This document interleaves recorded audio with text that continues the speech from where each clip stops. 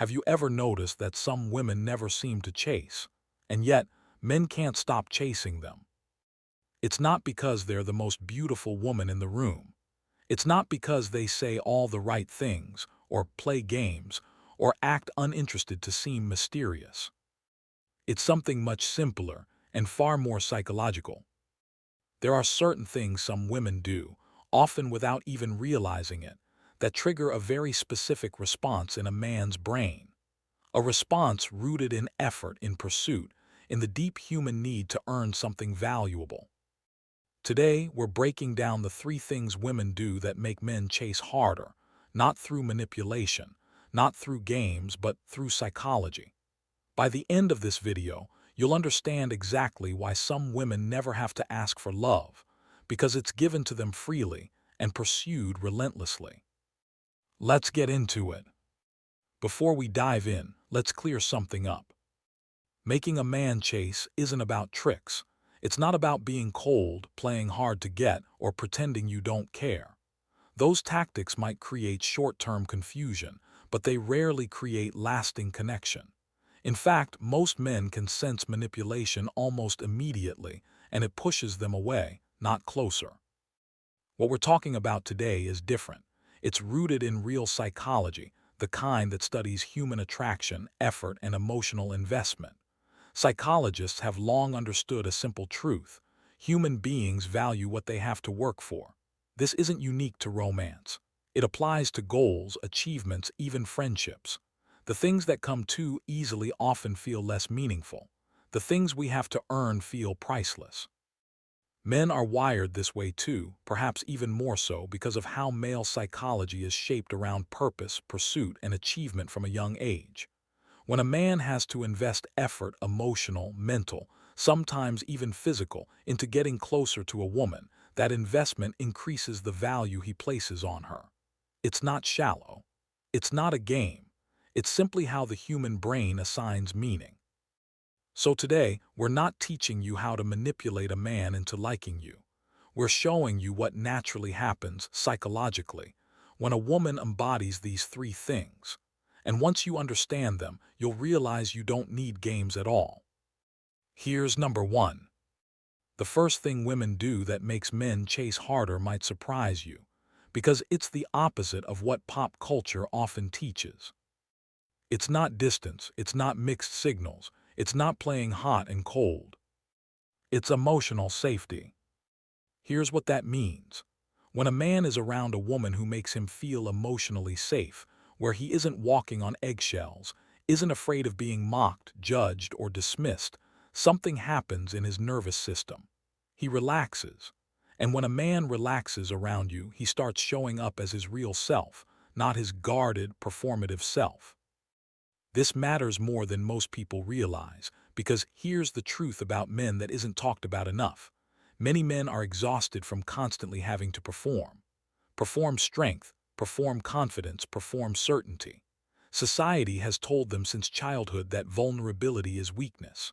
So many men walk around emotionally armored, waiting, sometimes without even realizing it, for one place, one person, where they can finally take that armor off. When a woman becomes that person, not by demanding it, not by forcing emotional conversations, but simply by being calm, non-reactive, and emotionally steady, something shifts. The man doesn't just like her. He starts to need that feeling. And here's the psychological twist. The more emotionally safe he feels, the more he wants to protect that feeling. He starts showing up more, texting more, making more effort, not because he's chasing a prize, but because he's chasing a feeling he doesn't want to lose. Let's put this in a real-world scenario. Imagine two women. The first reacts strongly to everything. If he doesn't text back fast enough, she spirals. If he says something slightly off, she takes it personally and shuts down or lashes out. Being around her feels like walking through a minefield. He never knows what will set her off. The second woman is different. When he makes a mistake, she communicates calmly. When he's distant for a day, she doesn't assume the worst. She gives him space, trusting that he'll come back when he's ready. Being around her feels like exhaling after holding your breath. Which one do you think a man finds himself thinking about more? Which one does he find himself missing, even when he's away from her? It's not the chaos, it's the calm. This doesn't mean suppressing your emotions or pretending everything is fine when it's not. That's not emotional safety. That's emotional suppression, and it's just as damaging. Real emotional safety means expressing your feelings honestly, but without weaponizing them. It means being someone he can be honest with, without fear of explosion or punishment. Psychologists who study attachment theory point to something called a secure base, a concept originally used to describe how children explore the world more confidently when they know they have a safe caregiver to return to. Adult relationships work in a strikingly similar way. When a man experiences a partner as his secure base, he doesn't need to cling, and he doesn't need to run. He can be his full self, flaws, fears, and all, and know he won't be abandoned or attacked for it. And paradoxically, that security is what makes him chase harder, not less. Because now, he's not just attracted to how you look or how you make him feel in the moment, he's attracted to the life he imagines with you. A life where he doesn't have to perform. A life where he can breathe. That's the first thing. Emotional safety isn't the boring, passive choice. It might just be the most powerful attraction tool there is. The second thing might feel familiar, but we're going to go deeper than the usual advice. You've probably heard the phrase, have your own life 100 times, but most explanations stop at the surface. Stay busy, don't text back too fast, have hobbies. That's not wrong, but it misses why this actually works on a psychological level. Here's the real reason. Men are drawn to women who have their own sense of identity, purpose, and fulfillment, because it removes pressure and it triggers admiration. Let's break that down into two parts. First, pressure. When a woman's entire emotional world revolves around a man, his texts, his moods, his attention, it creates a subtle but heavy weight. Even if he can't name it, he can feel it.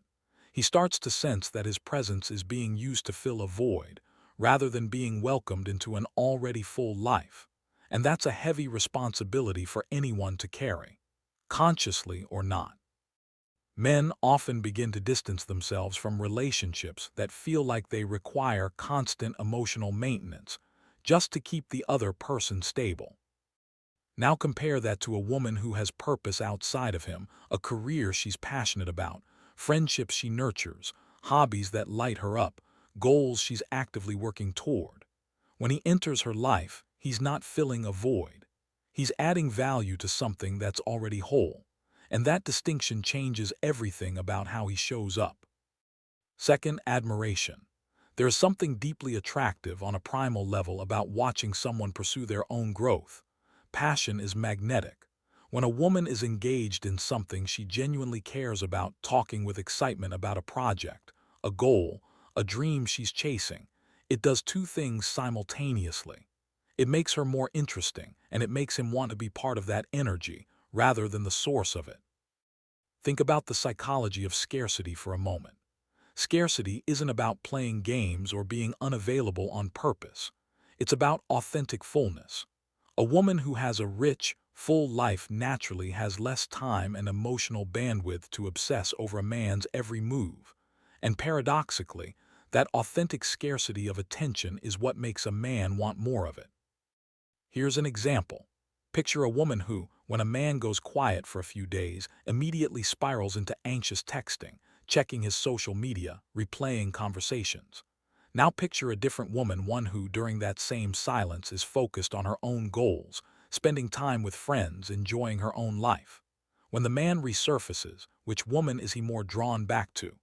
The one who was consumed by his absence, or the one who barely noticed because she was living fully? It's almost always the second. This isn't about pretending not to care. It's about genuinely not needing someone else to complete you. When your happiness isn't contingent on his attention, you show up differently, more relaxed, more secure, more magnetic. And men notice that.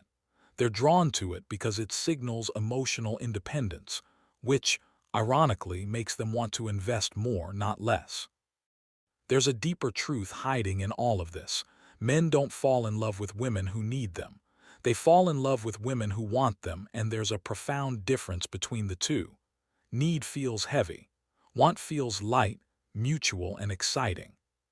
So the second thing that makes a man chase harder isn't distance for the sake of distance. It's living a life so full, so purposeful, that when he becomes part of it, he feels lucky, not burdened. The third thing is often the most overlooked, because our culture talks endlessly about romantic love, but rarely about something men crave just as deeply: respect. Here's a psychological truth that doesn't get discussed enough. For many men, feeling respected is even more central to emotional connection than feeling loved. That might sound surprising, but think about how men are raised. From childhood, boys are often taught that their value comes from competence, capability, and contribution. Being needed, being useful, being respected for what they bring to the table. So when a woman openly respects a man, his opinions, his effort, his decisions, his ability to provide or protect in whatever way is meaningful to their relationship, it activates something deep. It makes him feel seen, not just loved in an abstract, sentimental way, but valued in a concrete, functional way. Let's talk about what this looks like in real life, because it's easy to misunderstand. Respect doesn't mean blind agreement. It doesn't mean never challenging him or always deferring to his opinion. Healthy respect means valuing his perspective even when you disagree, appreciating his effort even when it's imperfect, and acknowledging his strengths openly rather than taking them for granted. Consider two scenarios. In the first, a man fixes something around the house, or helps solve a problem, or makes an effort to plan something thoughtful, and it goes unnoticed, or worse, is met with criticism about how it could have been done better. Over time, this erodes something in him. He starts to withdraw, not because he stopped caring, but because he no longer feels like his effort matters. In the second scenario, that same effort is met with genuine appreciation, not exaggerated praise, just honest acknowledgement. "I noticed you did that and I appreciate it." Small words, massive psychological impact, because now his effort has been seen. And when effort is seen and appreciated, men don't stop, they escalate. They want to do more because doing more feels good when it's recognized. This ties into something psychologists call the need for competence, one of the core human psychological needs, alongside autonomy and connection. Humans, but especially men in many cultural contexts, deeply need to feel capable and effective in the eyes of people who matter to them. A partner who reflects that competence back to them, who says, even indirectly, "You make a difference in my life," becomes someone he doesn't want to lose. Here's the deeper layer. Respect and being needed aren't about weakness or dependency. They're about mattering. A woman doesn't need to be helpless or pretend she can't do things on her own to make a man feel needed. In fact, that often backfires and feels manufactured. Real feeling needed comes from moments of genuine partnership, letting him carry something heavy not because you can't, but because it lets him contribute. Asking his opinion not because you're incapable of deciding, but because you value his perspective. Letting him see that his presence changes your life for the better. When a man feels both loved and respected, when he knows his effort matters, his opinion is valued, and his presence makes a real difference, he doesn't drift away looking for something else. He leans in. He chases harder because, for the first time, maybe in a long time, he feels like enough. Let's bring it all together. Number one, she creates emotional safety, not emotional chaos. She becomes the place he can finally exhale. Number two, she has a life that doesn't revolve around him. Her fullness makes room for him to add value, not fill a void. Number three, she makes him feel respected and needed, not just loved. Because for most men, being valued cuts even deeper than being adored. None of these are tricks. None of these require you to change who you are, play games, or suppress your needs. If anything, they require the opposite, becoming more secure, more whole, and more authentically yourself. Because here's the truth psychology keeps confirming again and again. Men don't chase perfection. They chase peace, purpose, and value, the kind only a secure, self-assured woman can offer. If this video gave you a new perspective on emotional psychology and relationships, that's exactly what this channel is here for. We explore the hidden psychology behind love, attraction, and human behavior. The things textbooks explain, but real life rarely slows down enough to teach us. If you enjoyed this, make sure to like this video, subscribe, and turn on notifications, because we release new psychology and relationship insights every week. And I'd genuinely love to hear from you. Drop a comment below and tell me, which of these three really resonated with you? Was it emotional safety, having your own life, or feeling respected? Thank you for watching, and I'll see you in the next one.